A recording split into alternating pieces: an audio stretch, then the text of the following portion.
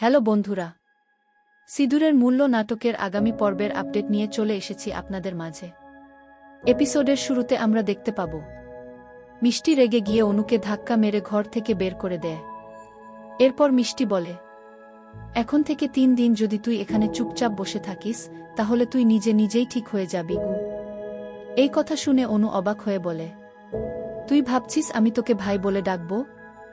ভুল ভাবছিস, কারণ আমি তোকে কোনোদিন ভাই হিসেবে ভাবিনি গি। এই কথা বলতেই দেখা যাবে মিষ্টি অনুর গলার কাছে ছুরি ধরে। এটা দেখে অনু ভয়ে কাঁপতে শুরু করে। মিষ্টি ঠান্ডা গলায় বলে, আমি তোকে যা বলবো তুই ঠিক সেই মতোই চলবি, বুঝেছিস?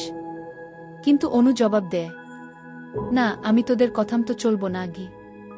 এই কথায় মিষ্টি রেগে গিয়ে বলে, তুই যদি আমার কথা না শুনিস তাহলে আমি তোকে শেষ করে ফেলব।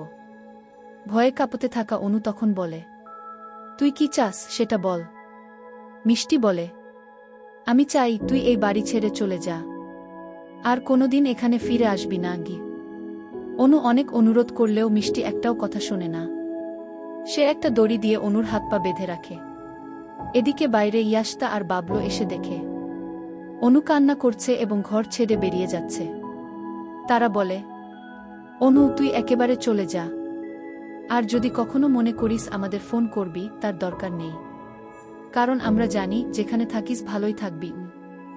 এরপর মিষ্টি বলে ওঠে, যদি মা এ কথা জেনে যায় তাহলে আমাদের সবাইকে শেষ করে ফেলবে। তখন বরঠাম্মি বলে, চিন্তা করিস না পন্নি, আমি সব ঠিক করে নেব। বরঠাম্মি বুঝে যায় যে অনু যেসব কাজ করছিল সেগুলোর পেছনে অন্য কোনো কারণ আছে। এই ঘটনায় সবাই হতবাক হয়ে যায়। অবশেষে অর্জুন বলে ওঠে, তোমরা যা করছো সেটা ঠিক না।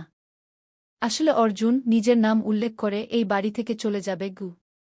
এতেই এপিসোডটা একটা টানটান উত্তেজনার মধ্য দিয়ে শেষ হবে, যেখানে দেখা যাবে অর্জুনের এই সিদ্ধান্তে পুরো বাড়ি স্তব্ধ হয়ে যায়। আর মিষ্টির মুখেও তখন গভীর চিন্তার ছায়া।